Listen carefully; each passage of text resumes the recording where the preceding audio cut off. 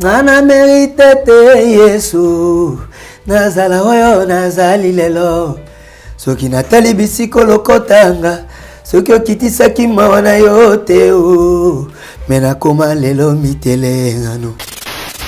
Donc c'est le même frère nangai prophète Jérémie Bompema. Donc il y a eu l'évangile na simananga. Oh. Pour yé kaka moni nzamba tombole makasi na ngolu na ye. On a dit muto malgré tout na beta musique mais na quoi na nzambe pour environnement. Mais nanda ko to ada na grand frère propre pasteur Boni Bompema. To na pasteur na ba pasteur Louvo e kaula. To na za muto na koli na liloba. Musique est dans talent nanga meliloba. Cela veut dire na ba étude nanga nyonso natali na mokili. Il y a ba grandeur na moni festival, il y a ba roi, il y a ba chef de l'état, il y a ba empereur, il y a ba chercheur, il y a ba philosophe, ba savant, ba génie, il y a ba forme tout il y a planète. Mais là on a comprendre que elo kwa mutu ya na mokili ezate wele ki Jésus-Christ. Ba kanga na centre fermé na Belgique, na sala 4 mois et demi ba refulenga a autant na kisika.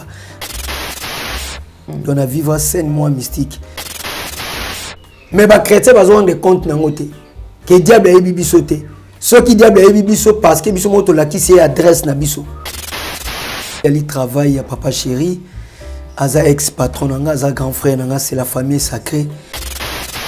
Poto kuta na ya otalanga, na pena otala ina palestre grand frère. Oya soutenanga makasi on a la grand respect. Oyo na lela kinzambe lipamboli nanga to kabolango na ye. Otaliba kimtenga na sala olimbisinga yo bosani nyoso yosu kolinga na makila na yo elonga o restaurenga na zui esika na société.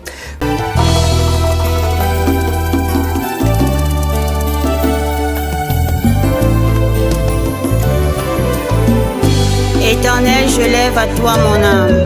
Mon Dieu, en toi je me confie. Que je ne sois pas couvert de honte. Que mes ennemis ne se réjouissent pas à mon sujet. Alléluia. Zambena Brahma Isakana Yakobo Olongisaki Daniele Nalibula Bakosi.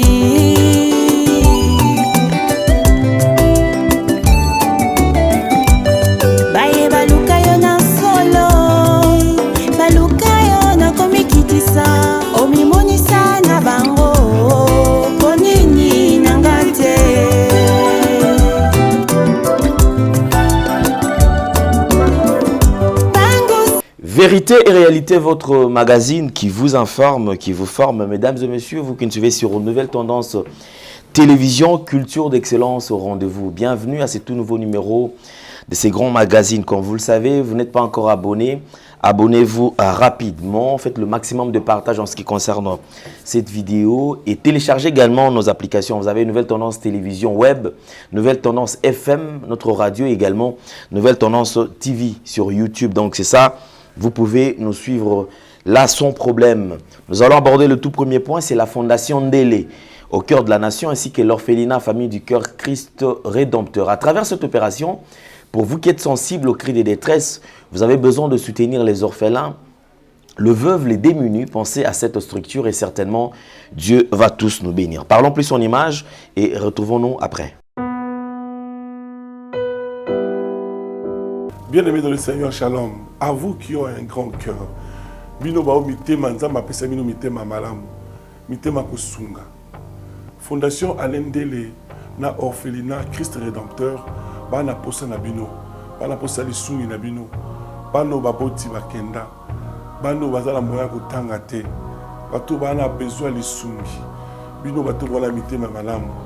To na posa ya lisungi na bino na orphelinat Christ Rédempteur, la Katia Fondation Alain Ndélé.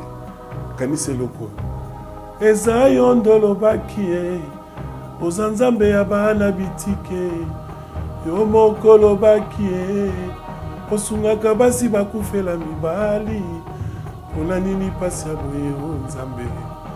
Ils ont besoin de vous, de votre pain, de votre bouteille d'eau, de votre soutien.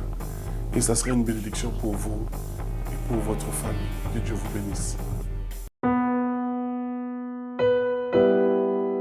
Une nouvelle opportunité avec Toronto City qui nous ouvre toutes ses portes. Nous voici à Maluku précisément.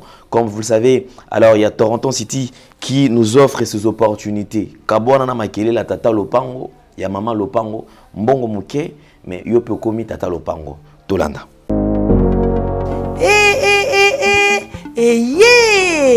Nini lisusu Toronto City VIP de Maluku lisusu Banaki, Bana Braza, pe partout na mokili mobimba.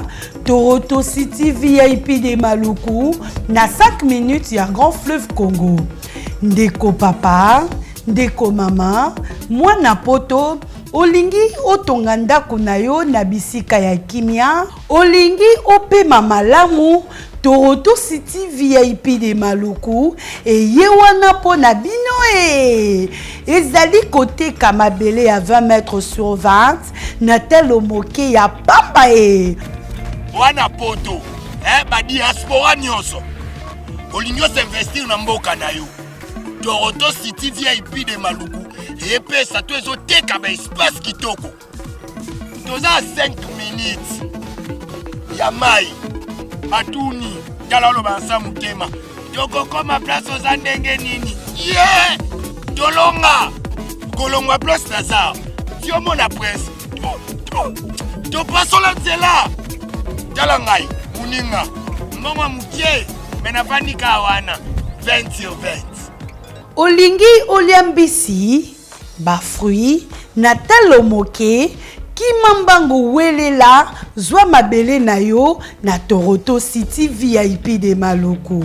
Tozali pembeni ya zone économique ya Maluku, pe pembeni ya cité Vodacom. Pona ozwa esika na yo na Toronto City VIP de Maluku, eza simple. Benga papa Willy Mafuta na numéro oyo +1 90 57 30 15 40. Toronto City VIP de Maluku. Esika esengeli pona moto nyonso apema na kimia Bana poto, venez voir Toronto City VIP de Maluku et vous allez être voisin de tout ça. Vous allez vivre tout ça. C'est formidable, c'est tout simplement formidable. Wow. Tout le plaisir est le nôtre, comme vous le savez. Nous vous transmettons les salutations de la part de toute la grande équipe, puisqu'il y a Gédéon qui est là. Mais aujourd'hui, c'est Jordan Panzo qui est au four et au moulin. Donc, c'est comme ça que nous allons certainement travailler. Tout le plaisir est le nôtre de recevoir sur ce plateau un artiste congolais, un analyste, en même temps un motivateur. Donc, je crois que peut-être ça va option. On est un motivateur et aussi, pourquoi pas, un serviteur de Dieu. Parce que l'évangile, ils ont limité. Tout celui qui l'exerce, Azali, Nakati Elanga, Azosala Moussala. Donc c'est Bogis Bompema qui n'est plus à présenter. Déjà un artiste de taille. Oboyebi déjà auteur, compositeur, il y a œuvre, chef-d'œuvre et belé. Olelo Yembamaka. C'est vrai, Togomekampe Kosolana et Lelo. On va le recevoir dans plusieurs casquettes sur Nouvelle Tendance Télévision. Alors Bogis Bompema, bonjour et bienvenue. Bonjour Alain Dele. Bon séjour à Kinshasa. Ah, merci, merci. Donc, il y a le besoin de remercier grand Dieu mettre à tempérer les circonstances. Tout là qui bibe malamu si bisona maanae, kumisama Jésus-Christ, kumisama roi des rois, l'ancien du jour. Bible dit nous sommes plus que vainqueurs. Il y a quatre n'absosa plus fort que dans mokil. Au PC biso makasi ya ko marcher le collab serpent bas scorpion sur toutes les puissances de l'ennemi peut que ça la biso le côté. Dans la condima que si Dieu pour nous qui sera contre nous. Dans le but, merci Seigneur Jésus-Christ. Amen. Amen. Merci Seigneur Jésus-Christ. Donc, ce qui n'a comprendre question on a yemboka na sepeli makasi. Na moni quand même évolution mo ezali ya makasi. Évolution na batebele bazo rendre compte na ngote.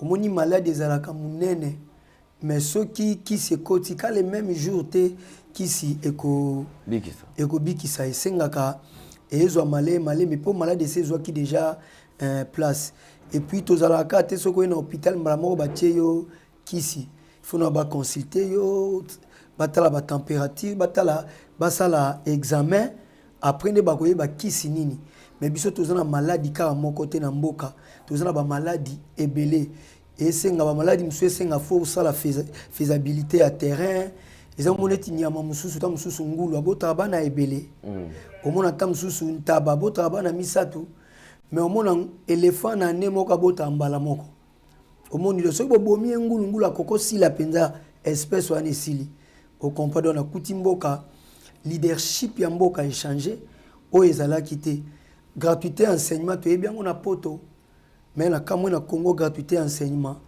na kamwe na Congo na moni mama yemo e komaki ndaku ya bangulu ya bantaba mais na moni batombole ngo na 5 niveaux na moni awa bisika na mabele onaza côté ya Kanchachi awe pana yo batie izina traitement ya mai o na batie pe na lemba imbu o ezalaki eloko ya kokamwa tozana 4e fleuve d'Afrique kokamwa kimbisi azana kati ya ibale mazokele la mai donc na neza oui yo zambisi biso ba congolais to na mbisi toza ba mboka o te ba pays mo désertique o tala ki dans 50 ans mai kozala te bazol comprendre biso tozana ngo tozana ba lac tozana tout tozana mabele fertile mais tozo koka kolia te tozo vivre kana mendicité partout dans le but que ba difficulté to esili mais le coup la leadership est changé à présent Félix Tshisekedi Antoine Tshilombo le guide na moni ke ba makambo ebele donc vous allez lobby meilleur mais ba makambo ebele salami ba courant na ba libenge yo botami na Congo botami na Kinshasa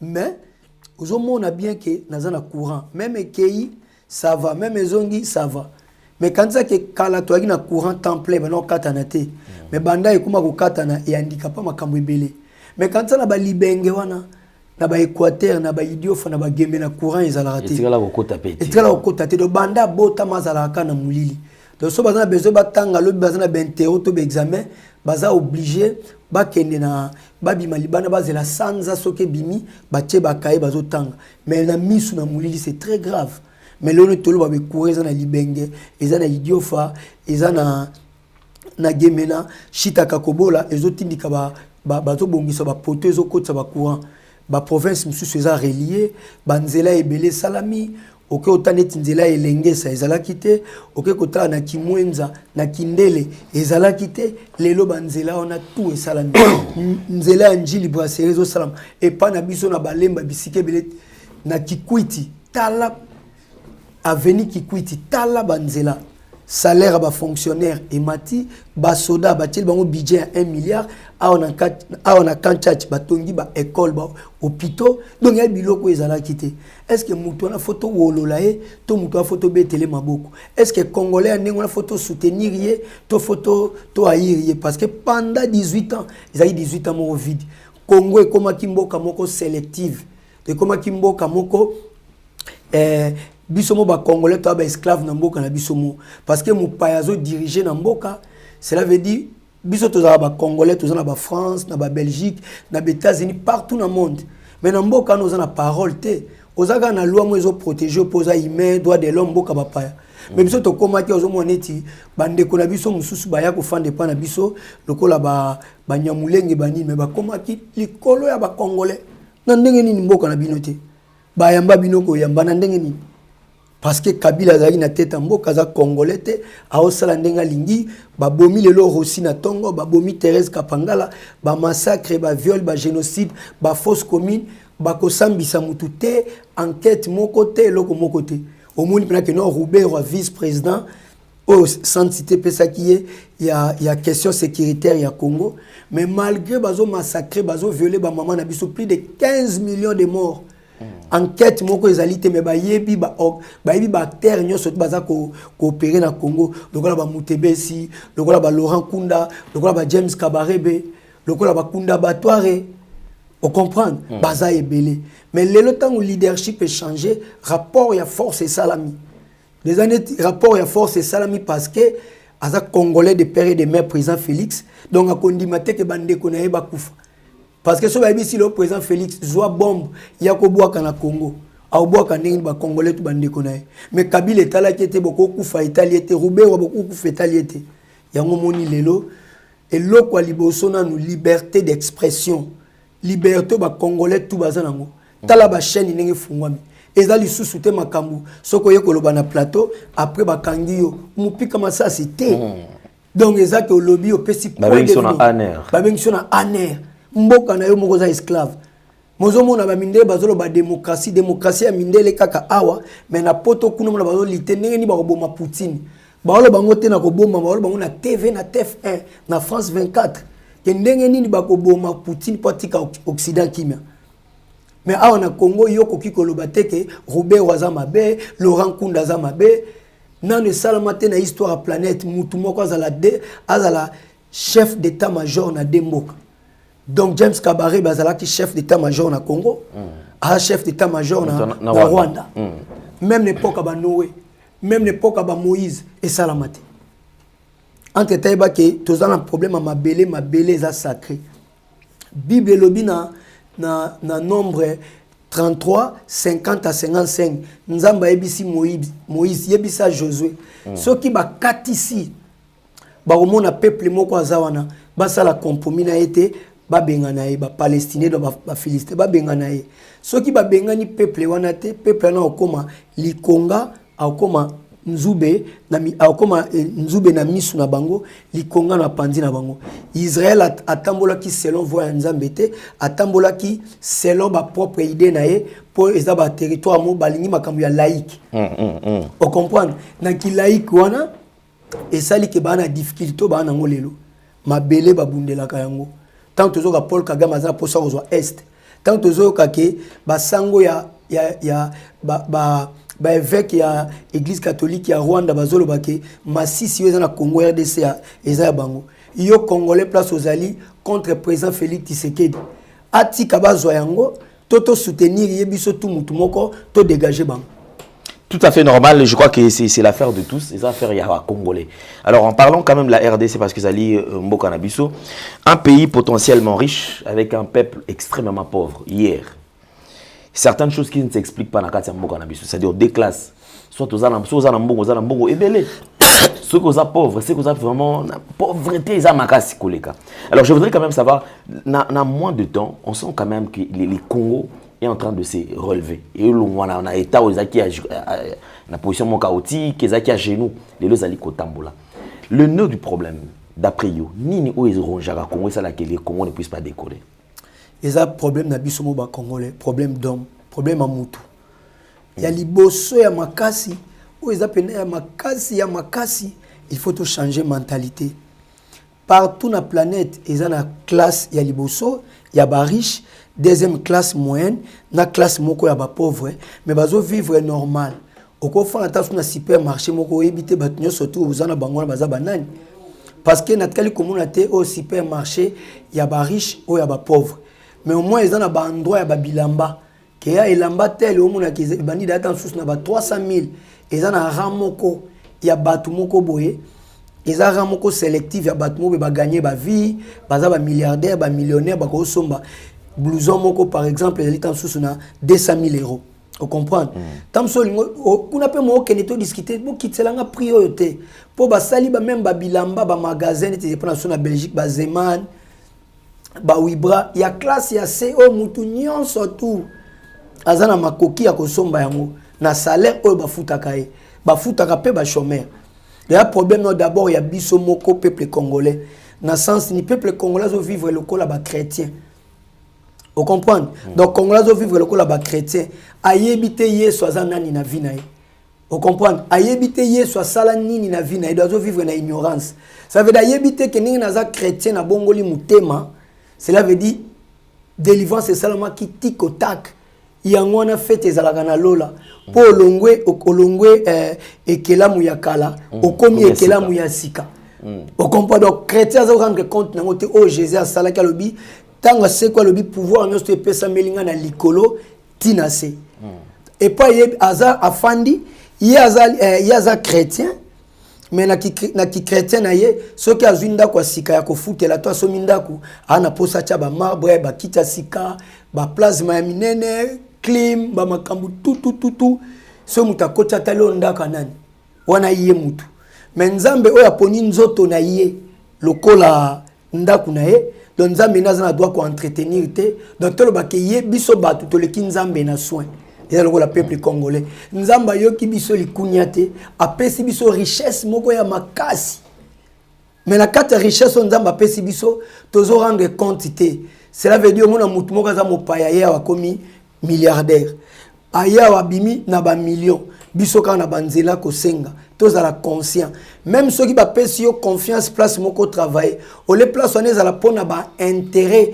ya bino nyonso tout yo commission intérêt moko personnel ba makamno surtout mboka o bébé zaka ba étranger te base nango ezana biso moko to miyebi te tozana quelle mentalité problème à Congo ezalité na repesa yo exemple président Félix azokende na Mbujima ya senga ki basala banzela et ça pesi bambongo te bimi na gouvernement 2 jours avant batano zo ba mabele ba obwaka na nzela est-ce que zala ki chinois mutasali yango ba pesi ba société ya ba congolais ba marché awa oyebi programme 100 jours ndenge leka est-ce que za mindele to fandaki awa to moni ba société ka ba pesi bango ba misala au mona so okenda ba chantier wana bazolela ke to liete so présent ko visiter to liete mais to liete na nene si ba pesa mbongo yo mukonzi wana lesa batu wana pona babisika ebele na bapoto ezala so bo sala musalo ko lozwa salaire na yo biloko ya kolia yo moko mutozo wa musalo oya nango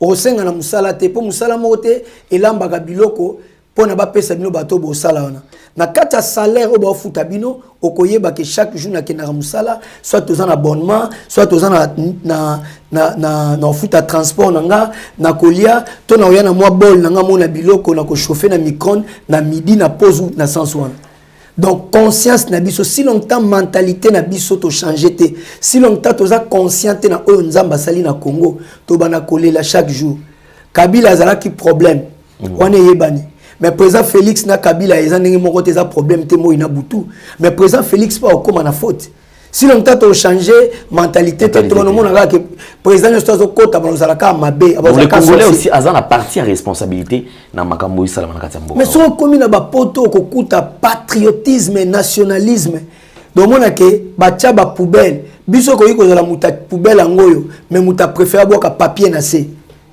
biso pa na biso na Congo muta ko yiko préférer afandi asala o mutema na ye lingi peuple il faut à changer mentalité de konanga lendele si longtemps to changer mentalité te non peut ça exemple to za lona ba société les lots to za na kati ya Congo balakisa biso ke po muta bonga na vie face à la kaka économie il faut kaka ça droit à ça la kaka médecine mais ba grand travaux ezate mboka ya 120 millions d'habitants lelo na 2030 to za combien de millions d'habitants donc nous allons musala nyo surtout avant to sala il faut to bengisa ba chinois ba japonais ba nani non on comprend donc musala tout ba no sala to no bengisa ka te ke ba coréen ba japonais ba chinois ba turc nzokande il faut to forcer côté à ba grands travaux par exemple bo bengisi ba professeur a minene na ba Chine na ba Turquie na ba Corée na ba Japon boche bango na ba condition moko bien ata bo signer ba contrat bango pendant 5 ans bondimi ba mbongo moko ekufa baya ko pesa cours awa na mboka ya ba grands travaux parce que na moment so to lobi ke batuana batinda tamsu clique ba congolais belé ba ke ba formation ba okima kima par rapport ya vina ntozana mais bo bengi si bango bo former bango parce que partout na poto mona musala tout mutu fa sala so ka tangeli ngo te fa la formation moko ya 2 ans 9 mois 6 mois naza ko insister na formation tala ba jeune ebele bazana mitelengano awa misusu bakanga ba kuluna bakumosala masangu mais mabele na biso ezali vierge ezali brite nan batonga yango te to bano tonga kaka na ba structure akalate makambu ya architecture ne balobaka et développer effectivement c'est comme évoluer makasi alors il faut ba formation ba grand travaux pour na ko sala banzela on comprend parce que tout la kaka kolia mais kolia on a biloko ezo pour la province mobuta boya ko sangisa ba province pour rébellion e kota yo longola mais les lois longwa pour ataba longola ki na biso tout okufa ndenge mokote donc problème il y a peuple congolais ali mentalité donc mutu so ikaka à 6 classes so tali nombre ya ingénieurs ils ont par rapport à avocat par rapport à économiste Et ça bien, mais il faut grand travaux. Pour les logements en Belgique ou France, bah cause la société moko chinois, tant sous si y a ba coréen, bah kotongi la bango elo. Donc ça là tout ça mais pas bango. Oh bah chemin de fer, bango moko mutu ba sala bango. Mais biso quand ça net oza ba mabele za partout, ba espace vide partout. Donc tant que on benga batwana, tu vas dépenser combien? Dans tout ça, il y a un problème, il y a un problème dans le secteur, tout. Presque génération, on a sacrifié. Déjà, tu as déjà affaibli. Au comme dans 50 et quelques, 65 ans, comme un grand coco. Pour les Congolais, il y a un âge, il y a 30 ans, 40 ans. Si tu as une image, déjà, il y a 80 et quelques. On comprend, vie à situation. Si tu as comme 60 ans, comme dans le Congo, la vie est ici. Et là, on a le sali à vie. To changer mentalité, to lingamboka, ba créer be école ba formation et belé. Et loko tout mutu face à la former.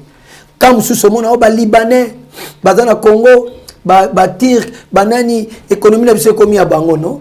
Bino bozozo ba mbongo awa, mutu mota za besoin créer ta alimentation mo ya muke na quartier, okoso mandaku na Afrique du Sud, okoso mandaku na poto. Botonge pa na bino ba libanais na batike pa na bango ba ekotonga awa. Lelo ko kozwa cousin moko cousine moko to ami moko ko kozala étranger aye na Congo so memie na ba net ba shoprite ezaki na ba GB na ba misu soki Suisse so ni zala pembe na ba GB ona omona ka omona moi image moko ya libanda mais mbonga ba congolais ka ya koiba ya ba 3 femmes ya ba 4 femmes ya ki prêtre na nzela na poto pe na ba France na ba Belgique na ba États-Unis na ba société ya ba privé nyoso to ya l'état Mboka est développé, pardon, Mboka est développé dans la petite moyenne entreprise. Tout à fait, ça c'est vrai. Oui. On comprend, mais biso si on est tous dans la carte Congo, si tu bengani bateau pour biso to salani. Si tu ni congolais mo la qui sanga élevage nos ali nango ya bangombe aux 5000 têtes en gombe. Mutaza nango. Balinga kutu pour eux ils sous-estiment. Ah, ngana kota la ba élevage. Ah. Mais bamboka pena boy ba monanga pena boy. Ça dit pour la bango eza iloko mo eza o minimiser. Ba fermier lelo na monde ba na mbongo ebele mais so jusqu'à moto ka ça la ferme ba no iboko la boya ah o diminuer nga mais mboka lelo ne to fandi ato matato kita ba mboka ba fromage to liaka ba miliki kasi ngombete ta bino bozana ngoto bono importer ka ba miliki ko importer lelo ba fermier lo zo ba tu minene na poto ba on baza ba milliardaire mais pas na biso baza na valeur te est-ce que fimo ka fana na kinko garçon moka fanda na kinkole fi moko limité to ya gombe lungubala jamais biso to lingi plus influence congolais za cimetière donc congolais so tali za ming cimetière alingaka ko pesa parents azongenga mena kati mikuwa moni cimetière za la croix ezongenga mais so ke na kati okuta muto 20 à 40 à ça et c'est pour là non donc to lika apparence ko travailler to lingite mais to lingi ko critiquer ko finga batu ko ina batu likunya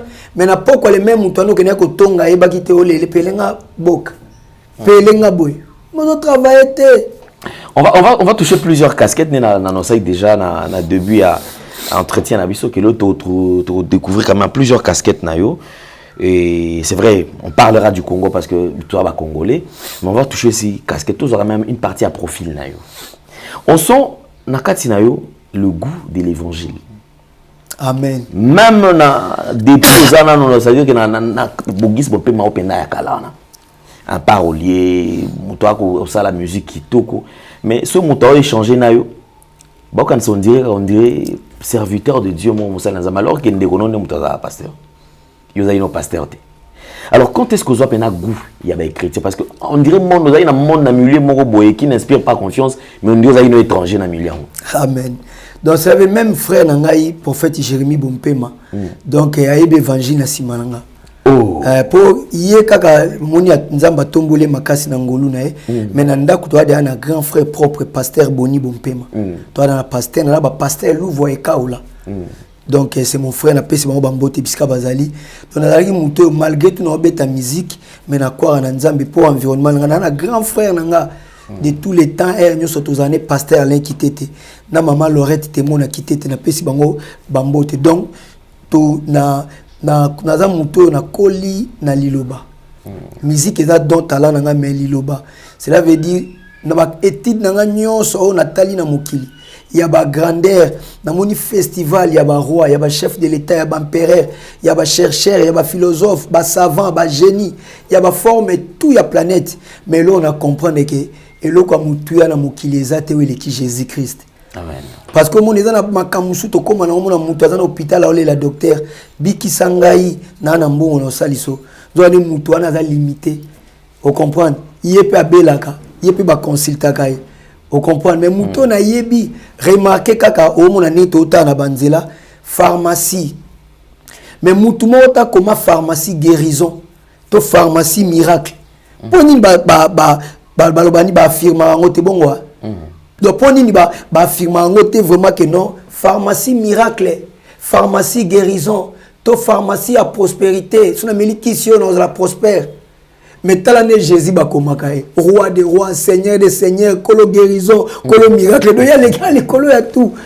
Ba attribution vena likolo. Ya likolo. OK, mutu mo discuter zate. Ba makamna eza somo, tambola likolo mai. Agangela mu pepe ba disciple ba kamo mutu aneni mu pepe to sai. Tozo élever ba sponsor pour batmo ba sangani ba sali société mo ba sponsor a pesio 1 million. Mais 1 million nous en a santé à bienté. Mais quand il y a 20 à 10 ans l'hôpital te pose à na Yesu. Amen. Biso to tombola Yesu te ndenge nini. To tombola reine d'Angleterre azana mabele na Nelson Mandela. Na papa Etienne Tshisekedi, na François Mitterrand, na Chirac, na Omar Bongo. Nga bogis na zo tambola. Bible dit mieux vaut que mbo aza vivant que lion a kufa. D'ailleurs on na fandi awa alendele nanga ozande konanga eloko lekite ko tombola Yesu. Soki to yoki soni ye pa yoka biso soni pembe na papa.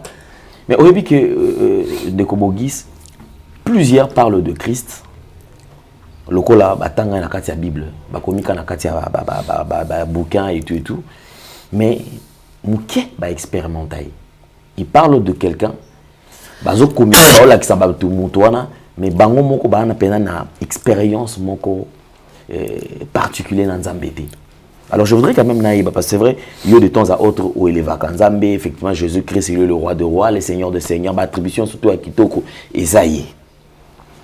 Na parcours dans la vie et comme le pena na tamoko au fan de le non, c'est que je suis en train de vivre parcours où ils ont expérience en Nzambe. Na kuta na belé bakanga na centre fermé na Belgique, na sala 4 mois et demi ba refulenga a autant na kisika na 2015. Donc na kota le 22 septembre 2015 na bimi le 12 janvier 2016. Donc na vivre 5 mois mystique. Mais le boko ngolu ya Nzambe zalaki nanga na makasi nanga te na force nanga te mais ngolu ya Nzambe zalaki nanga Nzamba bimisenga. Et là il moment mon avis nanga na kuta na ngote. Nzamba pesa kinga adresse mukolana kayebinga. Donc l'accent kayebinga. Ndongo lobi bat mususu ba otanga Bible lokola livre parce que ba bongwama te. A otanga verset comme mais soza na Saint-Esprit au bongwama au recevoir Jésus comme Seigneur et Sauveur autant au Seigneur Saint-Esprit à éclairer parce que y a qui pour na makamwana mais beaucoup de chrétiens bazana ignorance ya omoni diable azo bénéficier na ba ignorance wana donc on a mutu moi na mususu pas un vrai chrétien mais message est plus mis en sa publicité à Satan remarquez na Bible bazolo belo moi mnene que malédiction est na 4e génération bénédiction est na 1000e génération. Ole muta s'appuyer côté à bénédiction dans la 1000e génération, mais il y a donc s'appuyer sur la publicité que malédiction est liée à 4e génération. So ba ebisio o souffrir tam sune loko moko banda butu titongo na onginda o tongo na lobe kiti ongindi vino mo pona wapi. Mais yo boy yo zo ngaka ko sa publicité que y a pas si au vivre na muke. Ignorance. Et puis beaucoup de chrétiens ba éviter que Dieu c'est notre père. Révélation à munene Dieu c'est notre père. Vous comprenez? Il y a une révélation na biso ya munene. Bible biba onyo soto babotami na nzela ya mwasi. Jean-Baptiste aleki bango. Quand ça malgré Abraham, père des croyants, oh tout oyebi, Abraham, Moïse, Josué, Élisée, Élie, Esaïe, Jérémie, tout le monde. Bible dit que Jean-Baptiste, Jésus dit que Jean-Baptiste aleki bango. Pourquoi? Parce que oya bongoli mutema akomi mwana nzambe. Biso to leki ba Abraham, mais ba chrétien ba ebité. Po ba Abraham bazalaki ba serviteur bana misala, biso to dali bana ya nzambe. traitement nini parent nyonso akosala na mwana na ye na bana misala na ye. Donc on sait la différence entre ancienne alliance et nouvelle alliance. Parce que dans l'ancienne alliance, nous avons na mboka, na peuple. Mais dans la nouvelle alliance, nous avons na famille, na bana. On comprend? Donc les chrétiens ont rendre compte de l'impact qu'on a. Il y a qui quand la Bible les gens disent que le diable a rodé. Ils ont rodé autour de biso. Cherchant qui dévorer. Ils ont le dévorer. Quand la Bible le Bible. Ceux qui ont à l'endele, ok, par exemple, que Luka adresse moko. Est-ce que vous bien? Non, non. Parce que si vous avez bien, on va que moko. Donc si vous avez Lukango, il a dit que vous avez bien. Mais les chrétiens ont rendre compte que le diable a bibisoté. Ceux qui diable a bibiso parce que biso moto la qui c'est adresse na biso. Il y a un verbe à utiliser, chasser, marcher. Résister. Alors, fouiller l'impudicité. Mais pour le diable, résister. Résister au diable. Marcher. Il y a une beauté à l'écriture. Moi, c'est mon taille, ça va bien. Mais en parlant quand même des églises, la prolifération des églises, tout le monde a le sur le tali, venir ensemble. Réunion surtout, vous verrez des églises, 30, 10, côté. Donc ça veut dire que de fois, mais sur le plan pratique, en principe, la prolifération avec l'église, et comme il et Belé Bongo, donc tout le monde a un si grand changement. Mais sur le plan pratique, on a l'impression comme si l'église est belé, mais Mabé, ils ont plus les églises, et comme belé, plus ils ont les calissous et belé koleka. Là, c'est toi la question, non? Si ça, non? Est-ce que dans l'Ingi, quand même, naïbayo? Naïba quand même point de vue naïo. Analyse nini to nini ozo yé la côte du temps à autant ozo mona makambo sala. Déjà il y a deux options moi makasi. Tout ça la question na o sala amalgame te. Okoki ko tout isama parce que ozala moi pris dans la question na o. Il y a liboso ezo accomplir dans parole ya Nzambe. Boke ni ko sala monde ba disciple nanga. On comprend il y a la recommandation moi munene au Christ alobaki. Deuxième ezali ke soki ozana ndako ndaku soki ezali ozana ndako na yo douche ezala na mwinda toilette ezala na mwinda couloir ezala na mwinda ba chambre ya bana to ba chambre ezala na mwinda salon ezala na mwinda salle à manger ezala na mwinda cuisine ezala na mwinda ba église o monsieur ezomona na yebiki na kati ya makamyo surtout ya bien ezali ya faux pe ezali ya bien ezala kamukie po bible beaucoup sont appelés mais peu de lit. Mais on a tout ali ba mwinda pona ko éclairer et puis ko boss na église na l'église moko ya mukie so totalika na bible n'époque on a Paul autinda ba lettre na ba Éphèse autinda ba lettre na ba mboka ebele bango ba manaye ko sambela maisaki na ba problème sous par rapport à maturité au bible le si long ta héritage à moi na muke aza différente na esclave. Est-ce que moi na zo senga faut ba délivrer to fakola to laxi que soza mwana muke oza posséder na esprit ya bo mwana to fokola. Il fokola. On comprend? Donc na sens wana ndo monique babolimbisi na sens wana ndo monique ba église ezali. Mais il faut que tala ndenge nzamba zolo ba apocalypse day. Azo parler sur l'église, moi qui église moko bien, ezo sambela, ezana makambo ebele ya bien bon mais ba perdre premier amour na bango. Premier amour na bango bezanani. Ezali nzambe po nyoso to biso tozo sala to linga nzambe ya premier commandement commandement zaka mibale linga nzambe na yo na corps esprit âme na yo mobimba. Deuxième nango ezali ka moko ya deux commandements linga moninga lokozo milinga parce que tango lingi moninga no mo sale mabe ezate mo tonga ezate mo poisonner ezate mo tele bakale ezate mo sale mabe ezate pozo mona yo moko po mutu mota koloba lokona nazana de maboko na cha oyo na maya mote zika oyo zala bien mutu mo sala ngote alors so considérer prochain na yo lokola liboko na yo moko mo lingeza na mabe ezate omoni donc na sens wana mais lelo toza na problème ya évangile par rapport à possibilité lelo tous les pasteurs mingi bazote ya ba pasteur médiatique est-ce que ça par rapport à amour ya nzambe to yali par rapport à mbongo parce que ça na ba nombre de vies moko na internet soko kisi yango bando ko futa yo do ba misu ba komo sala soko fande ezate 10 mezate na journée mona ko yiko sala sans prédication nanda kuna kotisi l'essentiel ba s'abonner ba futanga est-ce que ça pour amour ya nzambe parce que lelo ozana mwana musala na wazo sukola mwana na yo na madame na oto yo mozo sukola mwana yo est-ce que ça même motivation il y a zo sukola mwana pour na salaire parce que moi il faut pas payer ça pour foot ata za ko lemba azo obligé na sala pour footanga mais yo parent mwana zo sukola ina amour oui. On comprend est-ce que évangile lelo zali pour na amour to pour na intérêt quelconque. On comprend parce que nous surtout total les vanité mais loko yali importé dali amour bato ebele ba abandonner ba amour na bango pona biloko mokili bato ebele lelo ba tekisi ba kibomoto na bango pona biloko mokili lelo monde ezo passer plus na gloire course ya gloire ponza mena satan ba wele la richesse té ba wele la gloire pour richesse nzamba pesa ki satan tout. On comprend mais satan comment il na comme lokola nzambe même Adana Ève bazaki na danger pour satan ta pesa bango mo iso bolembu maboko lokola nzambe ko koma wana lokola mutu songolo pakala na koma lokola Zifio Tunani na koma lokola ancien Guy Fwamba na koma lokola ve José Ike Matembele ndenge ya komela yo yebite na koma lokola Alendele oyo nzamba tshekata Alendele yo za na ngote okoyi kozala sozi na ye mokoyi kozala grâce na ye te po grâce na ye za sélective po na ye eza po na ye moko okopia ngo wapi photocopie na ngo ezala raté wana ngolo nzamba tshekati na ye o comprendre yango lo monike na sens wana lelo monique évangile eza otengam à cause mbongo mais zolo kwa sikate ba versets ebele na bible elo ba makambo wana oyo ke bato ebele ba tekisi bible bi vers les derniers temps les hommes deviendront insensibles toza na tani ni lelo en plus il y a makambo ya bato nzambe wa sali ko na na jeunesse azo regretter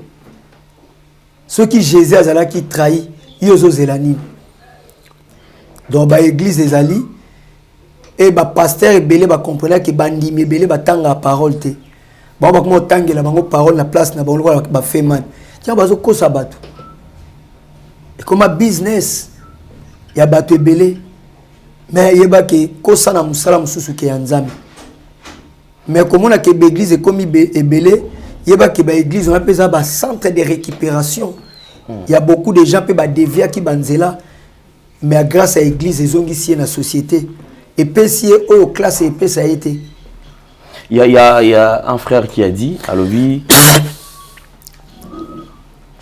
bah serviteur de Dieu il faut pas les caper dans la repentance par rapport à la nation parce que bah na part il y a responsabilité il y a monene na kokufa ya mboka o lobai parole moka o lobi que la question qui a liboso l'église est comme belé nazolo bande nini tout le monde appelle changement c'est très grave au réfléchir bongo côté on a la monia moi mystique parce que yo fanda na banda ku ya ba congolais nyoso touté vous comprenez moi yo ba te que y a vrai chrétien y a faux chrétien pour arbre nyoso toye bango na musala na to mélanger te ceux qui mututu a sali boye to tshaba nyoso tout même sac vous comprenez parce que on est comme amalgame le col attend sous papa na biso akufi asali accident akufi ana danger ngana mata sous voiture te pour voiture te tout est papa na biso le col tozo ke na enterrement na ocha cercueil na mutuna ko kundai donc comprendre donc il faut total na ndenge parce que ba chrétien baza ebele ba o bazo sala mabe wana mutu moko tapesi bango alobaki bango bazo représenter église to bango ne bazali ba représenter ne to mona lelo bazo église catholique ya onte représenter Christ non vous comprenez donc bato bazo sala mabe baza ba représenter à Christ té alors ils ont boulou bat musu to fréquenter bango to mona ke na musika mais ceux qui approcher au comprendre que moi na nzambe baza belé vous comprenez baza belé. Le Congo, effectivement, c'est vrai, Moutouna Moutaza n'a pas une responsabilité. Et voilà même pourquoi, par rapport à devoir, Moutouna Moutaza, c'est là qu'on a quoi accomplir, devoir, on peut permettre la nation qui n'est parce qu'il est là. Tout à l'heure. Et puis, le Cameroun est important, il dit que le pasteur va tout bela. Mais tout bela la conscience, t'as pas un Zambé. Trop il faut attribuer tes échecs à Congo, na ba pasteur. Moutouna Moutoufa jouer carte, n'a pas jouer rôle naé. Congo, ils allaient à biso, tu es pasteur, vous comprenez? Au moins, on a 4 nabiso na bande ko musu baza ko distinguer ande ko nabiso bo Félix Tshisekedi a commis président ata si passe ya Congo te mais a selba makamsusu na tamukie o to monika distinguer Ah, tu as beka balekala. Tu viens mo Santos Mutubile. Ah, so ayena léopard a distingué. Ah, tu as na papa wemba awa, tu as na président Jibin Piana awa. Muna mutu na domaine na distingué. États-Unis za mboka munene. Omuna kuna Michael Jordan, Michael Jackson, Kobe Bryant, ou kokufa. Carl Lewis, Ben Johnson, baza ba Congolais, Albert Einstein, ba Papa Tshisekedi, ba Mandela, ba Distinga, ba Thomas Sankara, ba Kwame Nkrumah. Donc mutu na mutu a ko rendre compte na mboka na parcours na ye. Lelo toyeba Brésil pona ba Pelé. Ka pona ba parler na ba Pelé comme na Tambola, toyeba mboka lokola Jamaïque, lokola Bob Marley. Donc de comment ko iko za la symbole. Lelo Messi a simbi symbole ya Argentine. Zidane azalaki aza arabe asimbaki période mo symbole à France. Ba Maradona basimbaki symbole ya Argentine. Ça c'est Muammar Kadhafi asimbaki symbole ya Libye. Nazoka ba Camerounais ba olo ba pesa biso Félix Tshisekedi to pesa bino Paul Biya na Sénat na parlement na biso. Ceux bino ba Congolais bolingi ete. Donc yo poko kiko za lelo image to totem ya Congo par rapport à ba invention na yo, par rapport à ba recherche na yo. Pour ba théorème de Pythagore baza batu. Si bien sûr que oui. Baza batu lokola biso. Mobutu a eu opportunité à 32 ans. Kabila a eu opportunité à 18 ans. Bah encore si ça ba histoire rebelle ba tikali na ba combo moko ya mystique. Pour le chaque jour exemple pardon, le chaque jour total là. Bateau ba sala ba avion bazali, ba sala ba fusée ba voiture bazali. Comment na bango tanga ma chaque jour te koleka ba comment ba Abraham ba Josué. Chaque jour combien de Joseph bazu ba combo le botani. Ce que sali malamu solo a parfait na yo ekufate et ils allaient répandre partout na planète. Amen. Amen. Amen. Même si tu es au au sentine ils ont bien d'accord. En tout cas ça c'est une très bonne chose. Mais alors moi tout soit linga ndeko moi comme linga mais papa là tout monde a ndeko bogisa zo yaka Congo. Ezali le karaté ayaka na ye. Mais ba misusu ba ye au monde misusu na concert moko X ba moni répétition moko boye ba moni parce que yepé azana ba œuvre atika nanga mwana côté à BCBG tout nga to vision les alignées parce que ba bengani payé tout le monde misusu ba kenda lelo c'est vrai ba so la ba beta le solo na papa chéri mais qu'est-ce qui fait que so ya e Congo ya kenda ko s'associer na bisika o ya utaka non parce que il y a lieu des rendez-vous il travaille à papa chéri aza ex patron nanga aza grand frère nanga c'est la famille sacrée mais endroit il y a endroit musala et années ka besoin de connaître ministre mokena na bureau chaque jour ko talebo solo parce que ba cadre eza ebelé ba endroit eza ebelé to ko kutana po to kutana ya otalanga na pe na otala ina palestre grand frère o ya soutenanga makasi na ba grand respect o na lela ki nzambe lipamboli nanga to kabolango na ye avio ça la trop pour moi. Vous comprenez? Quel que soit ndenge tout ou ekoki kozala mais na souhaita toujours nzambe bomba et surtout bonne santé. Mais est-ce que cadre wana eza cadre moko important pour nga to kutana pour to kozala masolo mo ya solo en coulisses tant que yana leki est-ce qu'en droit les permettre de nous déranger donc bandroit ezali ebelé aza grand frère donc na la ba respect makasi na ye muto asali obola mu place mon côté bible ezolo bo cracher likolo na ye muto asa po moni lelo to sito to zana ba sens mo ya komoni to zana sens mo ya ko catégoriser ba masumu o ezali impudicité o ezali bo soki muto eza impudicité c'est que eza munene soki muto asali bo eza muke noso yaka même misumu to komisa bande ko mususu ba empire so yo binzambe pona kote ya baninga te yo pe avozala ba yana bat musu ba prière qui pona bino vous comprenez déjà évangile moko ya bien te pour ba mona ki Jésus azolia na kati ya bato mabe ya ki ko luka ba brebis perdi do bato wana baza ba empire mais so bozana matanga cotisation na yebo kozo poni bo komisi mbongo na ye empire te mbongo bozi mais yende ya zambindo En tout cas. Ce que Keita Mfuba mieux le long na président mobo ya monde aframaçon. On eza mabete so boko kangi photo tchango ya munene na ndako koleka plasma. Mutu to ba kokuta na président tel ya monde. Mais tam so ayibine kutu Yesu te. Mais so net ndeko na omoko boya beta ka musique au commissariat empire. Bongo Paul ozo beta tolo Paul. Autaki wapi? Autaki na empire. Quelqu'un qui persécuté. Kaza autaki na empire. En tout cas, on sent quand même que tout fou makambo et puis et pas mon labatou. Mais les lots. Amen. Avec la musique, on peut dire que Bogis bon paiement c'est fini. Tu na beta sous musique était. Faut na mbila ya Yesu. Nana mérite te Yesu. Nazala oyo nazali lelo. Soki natali bisiko lokotanga. Soki okitisaki mawa na yo te o. Mena koma lelo mitele ngano. Otali bakim tenga na sala. Olimbisi nga yo bosani nyonso. Yo sukolinga na makila na yo elonga. O restaurant nga na zwi esika na société. Batekaki esclave na Égypte. Obimisi esclave prison. Komisi premier ministre. Azalaki mobomi ya ba chrétien obimele na nzela ya Damas okomisie mosala ya Nzambe ya monene osali tuna koma mwasi ya lokumu mobali ya lokumu kombo ya veni na biso elongwa ekoma kombo ya ba alendele. Wow.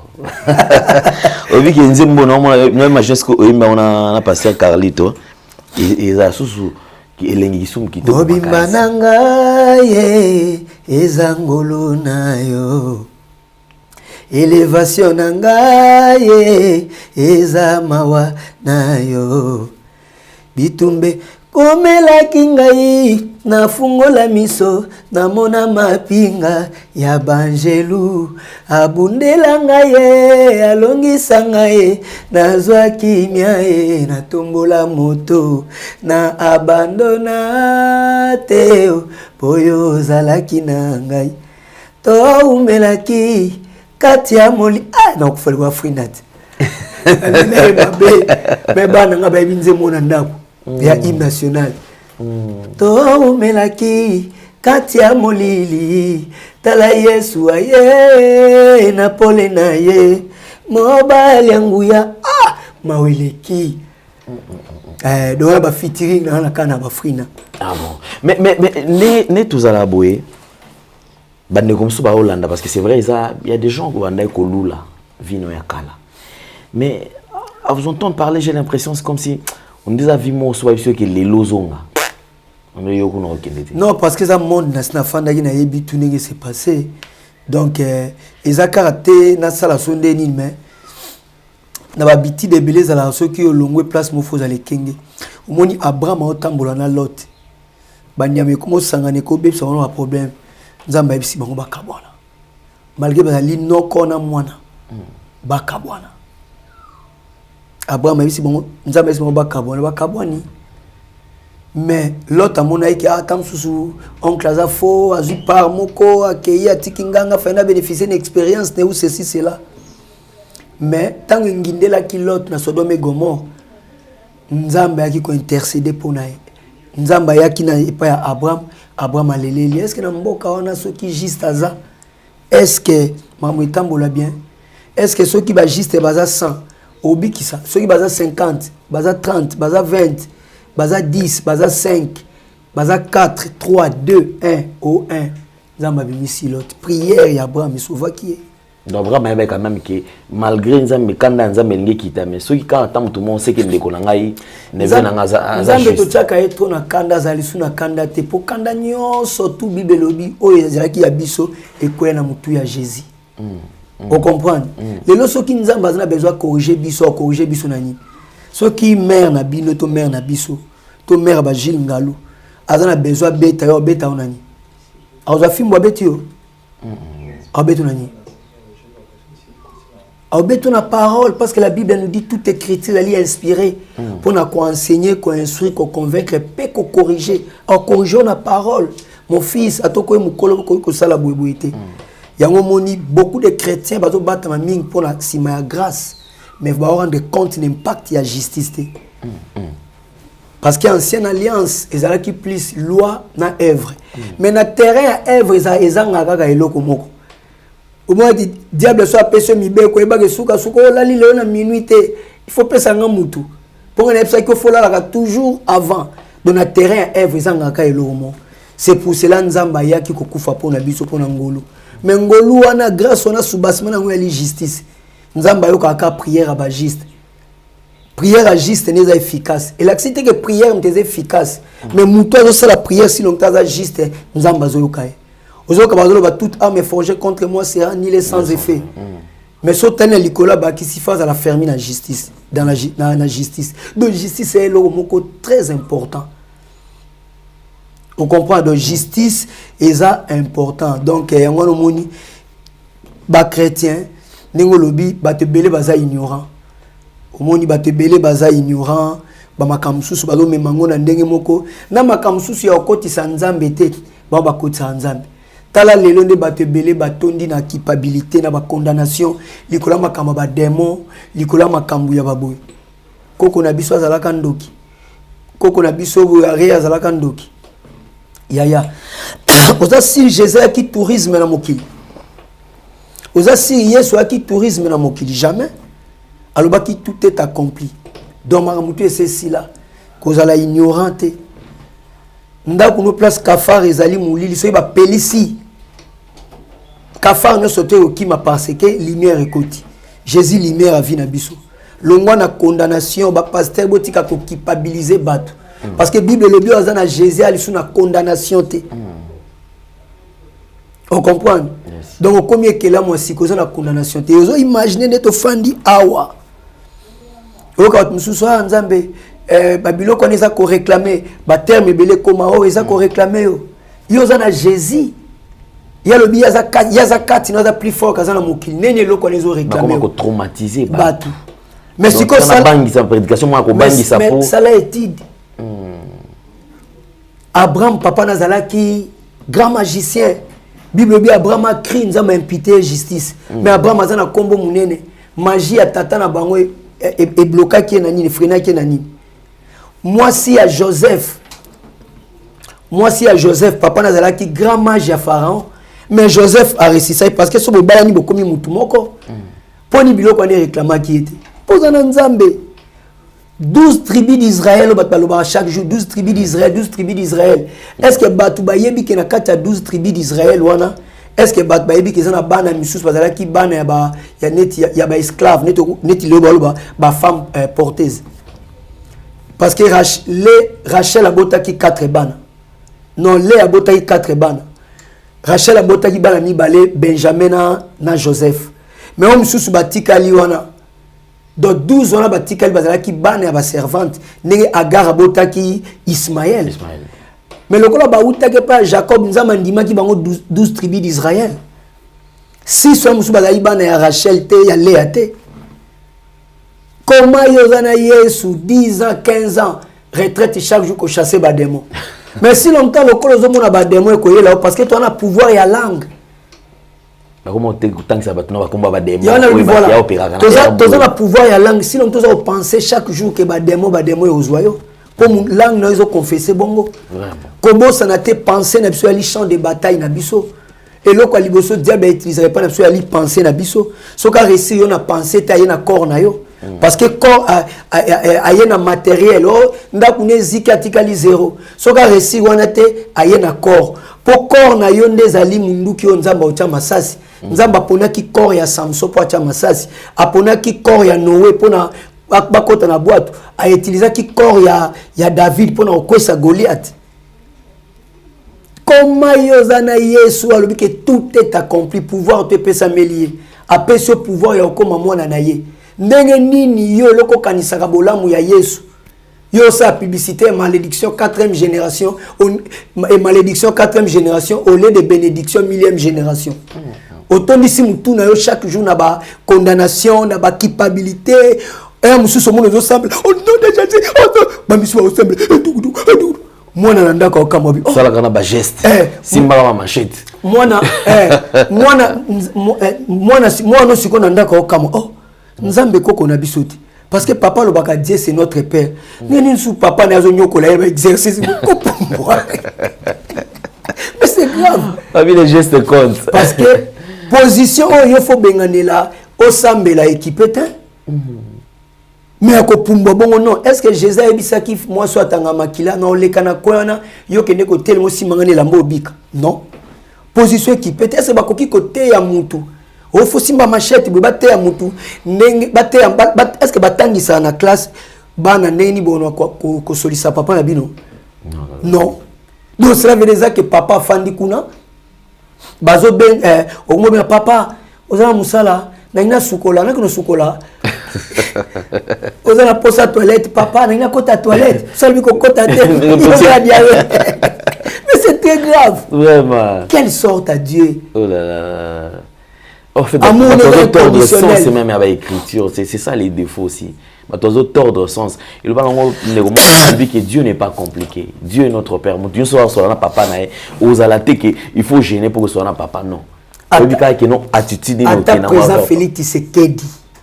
Ata roi belge n'importe la chambre na garde azate moi na eva kota loba toke mais akota kana mbeto papa na baona mabala laka akoti biso tout koli bongo siko Dieu c'est notre père quand ça zoloba moi si moko boa keneke pas juge moko pesa Jésus mtalo bango juge ngo aboyi moi c'est on insister ba pesa jugement akepa master na zolela nzala insister master la muka pesa lipa abiso bino bato mabe bana mno basengi bino lipa bopesa lipa bongo a combien nzambo osala ngi pa na biso nani na kati na biso mwana sengi lipa pesi nyoka oh la la la bongo biye siko nzambe osala ni combien de combo yo kutana ngo yebite ya sauver monika ko nzambe na lali bien oyebi accident ngazo olelo oyebi nini ya minene sali lo na vie na yo parce que c'est notre père donc ça veut dire tozok a to komi na kati ya moi to komi na mois d'août kalaté classe ezonga moi nani ngazo mitungisa na rentrée scolaire on sait le bola moko kana ki kuti yana moi nani ngazo mitungisa na rentrée scolaire baza kufunatin ayebi ke rentrée scolaire pour ma papa maman mazali donc on comprend donc tali bango te lokola nzambe tali était c'est notre père tata biso zali likolo bat ba kumisa kombo bandi mabokonzi boyo po elingi basala ngo c'est lokola ba kosala ko likolo pesa biso bile eza 7e pesa bana biso damage après limisa mabe na biso église zo rendre compte na ngote église elingi performance ya yemoko vraiment balo bako jeune à 100 jours combien de jeunes écoute mais ba vie na vont changer vraiment na makasi na yote na ngolu ya nzambe mutazo bela wa tenir même pas compte état de santé à mutu kota kaka jeune ato sali jeune docteur on nzambe mutapesi mayele pour tout le monde ba obika kana na boyete c'est Dieu iloko nini yo sala na makasi na yo na ngako ko malobi na makasi na yo po bilombe ba leki biso bazali loka ba reine d'Angleterre ba Mandela ba de belle hôpital et bongiseli et tout il y a des malades de 40 ans de pouvoir à Belita Koufi mazangi hôpital tazana médecin azana ba spécialiste ba médecine tout to komi journal na makasi na biso te 17h to koma ou 20h to yebi ndenge ezalate na ko prédire o ko lekalo na 20h comme on a enani comme on est Jésus-Christ roi des rois donc les ali priorité zali ignorance et puis ba mélange ba pinceau on comprend que ça ba pinceau trop et puis bana souci à kotanga te on comprend Paul a recevoir à côté de Jésus dans à Damas à côté après 14 ans plus ming mbongo makamambongo te meko makamambongo. Vraiment merci beaucoup. Alors je crois que nous avons passé un très bon moment avec notre invité Bogis Bompema. Alors je crois quand même émission il a vraiment super. Ah merci. Merci beaucoup parce que expérience na yo, connaissance na yo et sungi ba tebele.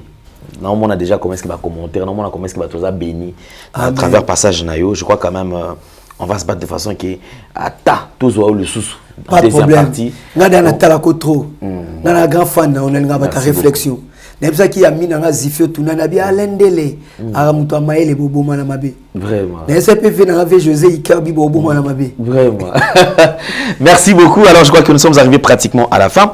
Alors pour tout Kabona, on a limite quand même un tout dernier message na ndeko moko wazolanda yo et surtout bandeko Holanda biso parti à Bunagana baza ebele est wana tala bato benga biso un petit message tant congolais donc à la na télévision bas aussi occasion lelo le sous un message na bango pe pourtant peut-être quelques personnes à remercier bandeko na biso tout baza na Bunagana na est to abandonner binoté Mkonzamboka Félix Tshisekedi a abandonné binoté bozala kuna bomona chaque fois ba manifestation na ba poto na Kinshasa je suis béni je suis Walikale je suis Masisi donc to kolemba binoté mutmota konima liboko na yebela oyo ezala bien tant to kena bo pito ezala ka te que chaque jour nous autres mezo bela attends sou minu muteye déranger yo mais nous autres tout eza paralysé dans situation bozana ngo Mkonzamboka zo bunda na ndenge tout na gouvernement na ye donc vraiment tous à la biso tous si ma président Félix Tshisekedi boye ba ke banguna balingi biso tous à la baumbo c'est président Félix Tshisekedi mutazo déranger ba kolinga te Congo bonga tous à la ka baumbo et puis balinga ka Congo za la diviser to kanaka te pour bango ba régner likolo na biso to soutenir président Félix Tshisekedi to pesa e deuxième mandat to voter to ko voter massivement pour azako bunda prouver noir sur blanc qui a zako bunda pour un intérêt commun na biso tout ba congolais vraiment nazana minga kolobate na sepela ki na kutaki ministre moko awa Nicolas Kazadi donc aza grand bosseur eza masekite na mboka munene tozali lo bazwa ba tiao na place ya budget ya mboka mobimba bolongoli budget na 3 milliards 4 milliards bokumisa na 16 milliards na idéologie ya Fati Beton kulutu Nicolas Kazadi excellence vraiment nzambe amona yo musala makasi et puis nzoto makasi bisika tout nazali na kotambola na sango na yo na musala oza ko sala pour l'intérêt ya peuple congolais l'homme moko fidèle intègre et mutema munene nzambe azongiselo ya trop surtout bonne santé bozala toujours na Fati Beton un grand leader ya Afrique un grand leader lelo na planète oyo alongoli azobimisa mboka na mai Mbote mingi na yo Zifé Tunani na ve José Ike Matembele na Joli Menga na Oscar Kayembe na Pasteur Alain Kitete na Mama Lorette Temona Kitete na Mama Hermine Mboukou na ve José Ike Matembele mbote to na yo na ancien Guy Fwamba mbote to na yo na Gilles Ngalou na pesi président Jibem Pia na mbote belé na Bosanité na pesi excellence ministre Nicolas Kazadi. Vraiment Nzambe amonayo. D'accord, merci beaucoup. Nous sommes arrivés pratiquement à la fin. Je crois que c'est par ici que nous mettons un point final. Un grand merci Nabino. Pardon, merci Nayo Alain Dele. Pardon Nana Gafé. Merci Nzamba Zong c'est le ato. Nous avons la première fois dans l'émission que Dieu te bénisse. Après on zoto makasi totonga mboka ne botonga na héros da l'ombre kuna Jordan donc yepenza pambo na mona sakana na ba image donc des fois te donne Nzamba mola. Vraiment, merci beaucoup. Alors je crois que nous sommes arrivés pratiquement à la fin. Donc un événement à ne pas manquer. Donc dans quelques mois nous allons devoir dire au revoir à l'année 2023 afin de dire bienvenue à l'année 2024. Déjà au mois de juillet, le 27 juillet, pasteur Mike Alamba sera au stade de Martyr pour Explo Célébration. Soyons nombreux, tous à la Bélé. Chrétien Boya et Bélé. Voilà. Ceux qui tombent qui na Kinshasa na Koya, ba chrétien bo soutenir frère Mike Alamba. Donc bo soutenir Yeboya massivement, bo laksa ke Yesu aleki nyonso. Bo laksa ke pema o tout ozo pe mezali ya Yesu. Ezate ke au concert ya Nzambe te ezalo betaka musique wana te yaka koyembela Yesu. Mukolo wana molimo mo santo ko manifester makasi. Toza bana na Nzambe kotika mboka na maboka Nzambe ko adorer Yesu ko binela Yesu to kena ba fete belé to bina to lembarate zwa journée moko pona ko kumisa Yesu na pasteur Mike Alamba donc ils ont très bien. Voilà, merci beaucoup en tout cas homme de Dieu, merci beaucoup de nous avoir honorés. Nzambe va continuer pe ko bomba yo. Amen. Parce que ba tout le ko la yo boye ba za belete. Zali donc richesse ya mboka sengel to bomba bino. Merci beaucoup à Jordan Panzou qui a assuré la réalisation. Merci Nabandeko Nyo, surtout à assister Bisso. J'espère que nous allons nous retrouver très prochainement. Partagez émission Oyo. Pesa Sangonango. Yo ratango sur YouTube. Okoki okende pe le susu. Na nouvelle tendance télévision web. Au Taliango. Ok na radio pe Roleka. En tout cas, merci beaucoup.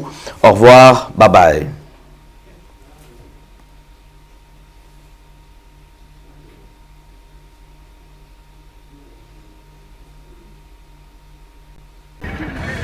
Shalom, shalom à tous. Je voulais simplement partager un message avec vous.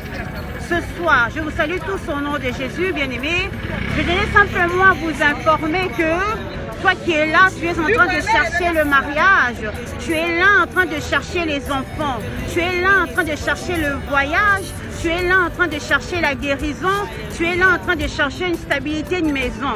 Laisse-moi te dire que notre Dieu, l'Éternel des armées, a un marché. Le marché de l'Éternel est gratuit. Le marché de l'Éternel est ouvert H24. Bien-aimé, Nzambazana Wenze. Wenza Nzambe eza gratuit. Eza kofungama H24. Oh, nyonso lingi dans le marché de l'Éternel, tu vas obtenir, bien-aimé. Si tu veux un mari, Dieu est capable de te donner un mari comme tu le veux, qui soit mince, gros, musclé, comme tu veux. Dieu est capable.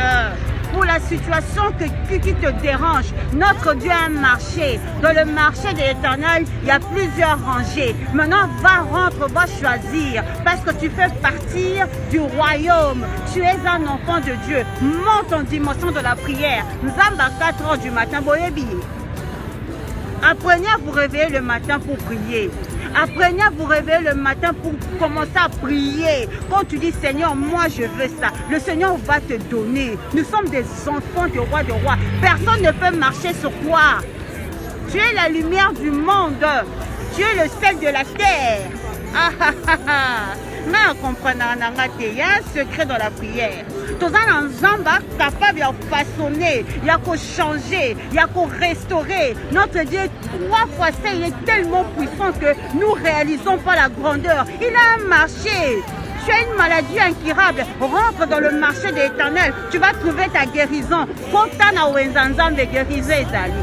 Kotana wenzanzam okomona libaya mobala malonga zape na makambu. Kotana wenzanzam, tu vas trouver un joli garçon qui a tout.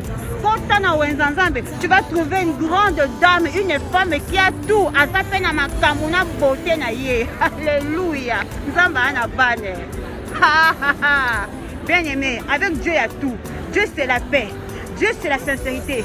Tu es serein. Tu es en train de marcher la tête haute. Tu ne peux pas badiner. Tu ne peux pas trébucher. Alléluia. Quand les gens te regardent, tu portes le fruit du Saint-Esprit. Quand les gens te regardent, les gens doivent dire Wane Nzambe, oui, Nzamba Zana Bana. Je m'adresse à toi qui me regarde. Je ne connais pas ta situation là où tu te trouves, mais Dieu connaît ta situation. Ce que je peux te dire, monte dans la prière, monte dans la prière, monte dans la prière. Connais-tu le Dieu de 4 h du matin? Le Dieu qui appelle à l'existence de choses qui n'existent pas. Comment toi tu es chrétien, tu ne dors tout de minuit à 6 h, de 20 h à 8 h? Non! Réveille-toi la nuit, commence à prier. C'est pas bouton na pour notre solution à ton bien-aimé. C'est ça la vérité. Dans les situations qui te dérangent, au lieu d'aller papoter, de parler, de discuter, personne ne peut te donner la solution. Il n'y a que le Fils de l'homme. Bien-aimé, rentre en profondeur. Kotamozindo. Alléluia. J'aime Jésus. Alléluia. Samba na bana. Tout ce que tu veux, il y a tout dans le marché de l'Éternel. Et pas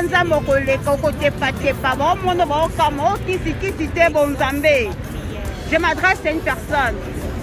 La situation pour ton problème, il y a une solution, c'est l'Éternel des armées. Il a payé un prix. Il a donné son sang pour toi. Il a tout donné. Il y a un marché. C'est le temps maintenant de prendre et de rentrer en profondeur. Dieu t'a tout donné. Dieu a dit, haha, tu as tout dans tes mains.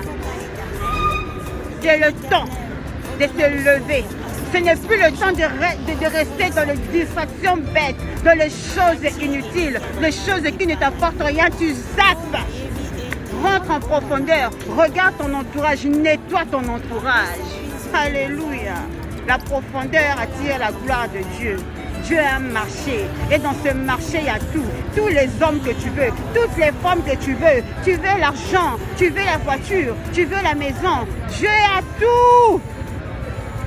Ah, bisous à vous chez vous là-bas. On reviendra au Zongelango. Que Dieu vous bénisse.